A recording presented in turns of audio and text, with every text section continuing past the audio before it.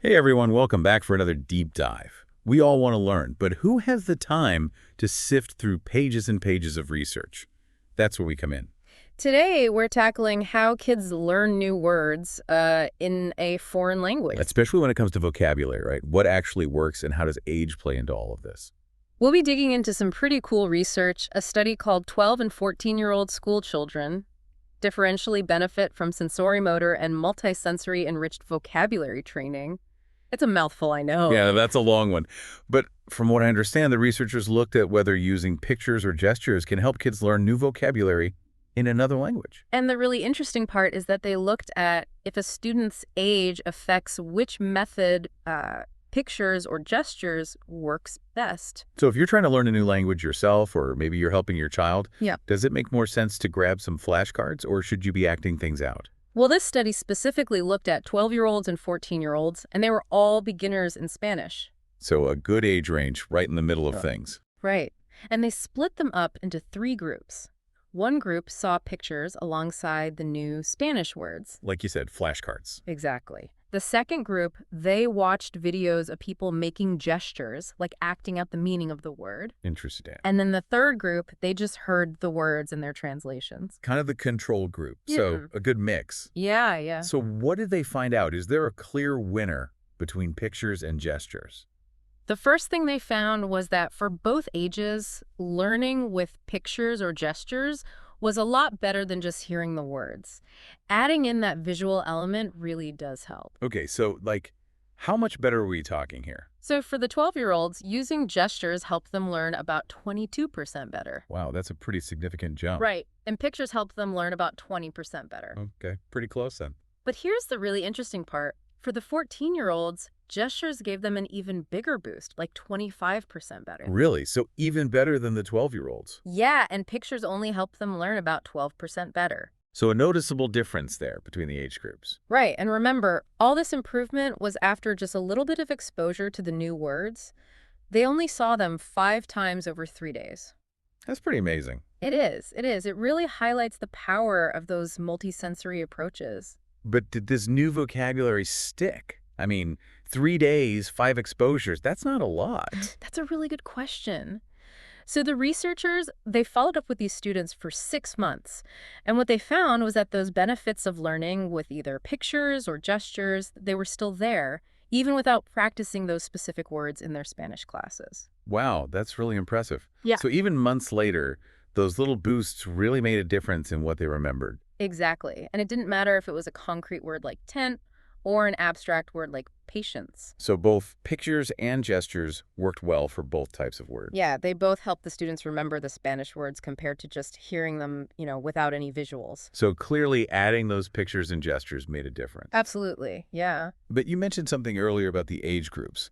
So was there a big difference between the 12-year-olds and the 14-year-olds? Yeah, so the biggest takeaway from this study is that the 14-year-olds learned so much better when they learned with gestures compared to when they learned with pictures. So a pretty clear advantage for gestures in that age group. Right. It was a significant difference and definitely something to keep in mind when working with teenagers. What about the 12-year-olds? Did they prefer the pictures? For them, it was basically the same. Whether they used pictures or gestures, no real difference in how well they remembered the vocabulary. So a pretty clear split then. Older teens thriving with the gestures, younger kids doing just as well with either method. And to make sure this wasn't just a coincidence, the researchers used some statistical tests. They found a significant interaction between age and the learning method, meaning that the combination of age and method really mattered. So it wasn't just random, there's a real pattern there. Exactly. And they did further tests that confirmed for those 14-year-olds, the difference between gestures and pictures was statistically significant. Meaning it wasn't just a tiny difference, it was a real advantage for those gestures. Right. But for the 12-year-olds, that difference, it just wasn't there. So statistically speaking, a clear difference in how these two age groups learned best. And you mentioned this fits in with what we know about other age groups, right? Exactly. The researchers said the 12-year-olds and how they learned equally well with pictures and gestures, it aligns with what they've seen in studies with even younger kids, like around 8 years old. Interesting. Yeah, and then that strong preference for gestures in the 14-year-olds, that mirrors findings from studies with adults. So this suggests a kind of shift in how our brains like to learn new language. maybe around those early teen It years. really seems like there's something going on developmentally there. So why might this be happening? Well, the study looked at a couple of possible explanations, and one of them is literacy level. Okay, so how well we read play into learning a new language? The idea is that younger children, those who are still learning to read, they might naturally rely more on visual cues when learning new words. Like pictures provide that direct connection between the word and its meaning. That makes sense, especially when you're just starting to connect those sounds and letters on a page. Having a picture there can be so helpful. Exactly. But as kids get older and their reading skills become more automatic, they might not need those simple visual aids as much. And that's when other methods, like gestures, become more effective because they engage different parts of the brain and make learning a more active experience. And it's also worth noting that as kids get older, a lot of educational materials tend to use fewer pictures compared to what you see with younger learners. So the way we're taught might also influence how we learn best. Exactly. So what was that other possible explanation? The one about memory. Yeah, this one is a bit more speculative, but it looks at the difference between procedural and declarative memory. I think a lot of our listeners might not be familiar with those terms, so can you give us a quick breakdown? Absolutely. So declarative memory is what we usually think of as like our conscious memory. It's for facts, events, things we can actively remember. Like if I asked you what you had for breakfast this morning. Exactly. But procedural memory, that's more about skills and habits, things we do without really thinking about them, like riding a bike. Okay, so how do those two types of memory relate to this study, and why gestures might work so well for older learners? The researchers think that learning new words with gestures, it might actually tap into procedural memory more, especially for older learners. And this could be why they remember the words better, because it's not just a fact they've memorized, it's tied to a physical action. So their body is involved in the learning process, and that helps them remember. Precisely. And they also pointed out that procedural memory actually develops pretty early in life, so both age groups in the study might be using it to some degree, but perhaps picture learning is only really engaging that system in the younger children, maybe because they're still very visually oriented. Interesting. So for the teenagers, making that physical connection through gestures could be creating a deeper, more lasting memory. But it sounds like the researchers are saying this needs more investigation. Yeah, they definitely emphasize that this is just a theory, and more research is needed to really figure out what's going on in the brain. Okay, that makes sense. So we've talked about what they found and some possible explanations, but before we jump into what all of this means for language learners out there, I think it's helpful to get a little more context about the study itself. Oh yeah, good point. Where was it done? Who exactly were these 12 and 14-year-old students? Right, so the study was done in Germany with 6th and 8th grade students, so the 12 and 14-year-olds respectively. And a really important detail is that all of the students were in their first semester of learning Spanish. None of them had any prior experience with the language. So they were all true beginners. Exactly, which means everyone was starting from the same point. Okay, makes sense. Hmm. And what did the actual learning sessions look like? Did they just show the kids pictures and have them repeat words, or was there more to it? So the learning happened over 3 sessions, spread out over 8 days, and this was all part of their regular Spanish classes.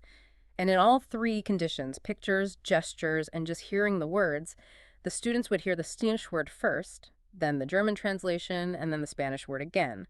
The teacher would then prompt them to say both words out loud.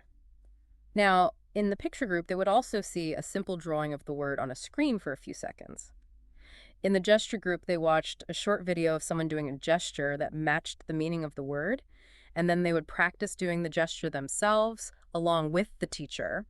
And then the group that just learned by ear, they just heard the words repeated. Okay, I see. So they made sure that all the groups had the same basic structure. Right. And interestingly, they did these in blocks, so the students might learn all the picture words first, then all the gesture words, and so on.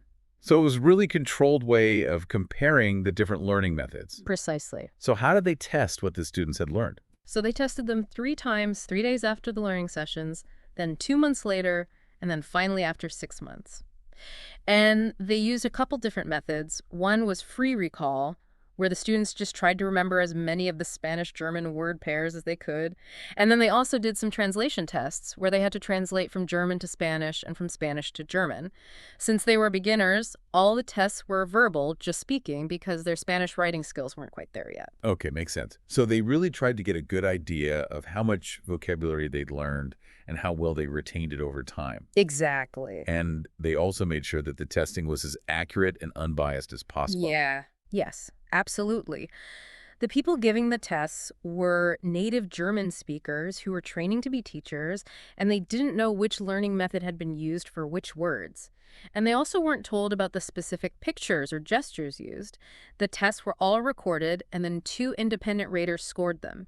And if they disagreed on a score, they had a third rater come in to make the final decision. They also made sure to check if the type of word, concrete or abstract, made a difference, and they found that the benefits of the enriched methods applied to both types of words. They even did some extra analysis that showed that the school the students attended or the specific list of words used didn't really affect the main findings for the older students. Wow, they were really thorough. They were, which makes their findings even more convincing. Now, I know the researchers also talked about some connections to neuroscience. Can you tell us a bit about that? Yeah, they pointed out that research with adults shows that when we learn things using our senses and movement, it activates the sensory and motor areas of the brain. And these activations have been linked to better memory. They even made a connection to how young children learn to write letters. So, like, the physical act of writing helps them remember the letters better. Yeah, because it engages both motor and visual parts of the brain. And it seems like something similar might be happening with gestures. So it's not just about making learning more fun. Yeah. These enriched methods actually seem to be changing how our brains store those memories. Right. They mentioned something called the multisensory learning theory, which basically says that when we engage multiple senses or movements while learning, those brain regions involved in processing that information, they actually contribute to the learning itself, which makes us remember better. So it's not just that the kids were more interested or paying more attention when they saw pictures or did gestures. It's that the way their brains were processing the information was different and more effective. Exactly. So now for the really important part. What does this all mean for those of us who are learning a new language or maybe teaching a new language to someone else? The biggest takeaway is that if you're working with students around 14 or older, using gestures along with the spoken words seems to be a really effective way to help them learn vocabulary. And it might even be more effective than relying on pictures. Interesting. So all those flashcards might not be the best way to go with teenagers. Yeah, while pictures are definitely helpful, this study suggests that getting those older learners physically involved through gestures can give them a real advantage. Now, for younger learners, those around 12 or younger, it seems like both pictures and gestures are equally good tools. So you have a bit more flexibility there in how you approach things. So basically, tailor your method to the age of the learner. And for those teaching older students, incorporating gestures might take a bit more effort, but the potential benefits could be worth it. Exactly. It might require a bit more planning and creativity, but the potential for better learning outcomes, especially for those older students, really makes that extra effort worthwhile. Of course, it's important to remember that every study has its limitations. What were some of the things that the researchers themselves pointed out as areas where we need more information? Yeah, so they were focusing on learning spoken nouns in this study, so we don't know for sure if these findings would apply to learning written words or other parts of speech, like verbs or adjectives. Okay, that's fair. Yeah. And they only compared pictures versus gestures separately. They didn't look at what would happen if you used both together. That would be interesting to see. Yeah, it would. And lastly, they also acknowledged that gestures might have felt like a more novel or unusual teaching method compared to pictures, and that could have influenced the results in some way, although they didn't actually test that directly. Okay, so some good points to keep in mind. This is one study, one piece of the puzzle, and there's always more to learn. Absolutely. Research is an ongoing process, and this study definitely gives us some valuable insights that can help us all become better language learners. So as we wrap up our deep dive into this research, what's the key message for our listeners? The most important thing to remember is that for 14-year-olds, gestures really seem to give them a leg up when learning new vocabulary, while for 12-year-olds, both pictures and gestures work well. So pay attention to the age of the learner and choose your methods accordingly. And as we close, here's a question for everyone listening. This study focused on language learning, But what if these findings about the power of movement and visual aids at different ages, what if they apply to other types of learning? Could this change how we teach math or history? That's a great question. I think it's definitely worth exploring how these insights might translate to other subjects and areas of life. It makes you wonder what other aha moments we might find when we think about how to connect new knowledge with our bodies and senses as we grow and learn. So much to ponder. And if you're curious to learn more, we encourage you to check out some of the other research out there on multisensory learning and how our cognitive abilities change as we age. Definitely a fascinating field. Well, thanks for joining us for this deep dive. We hope you found it helpful. We'll see you next time. Until our next exploration.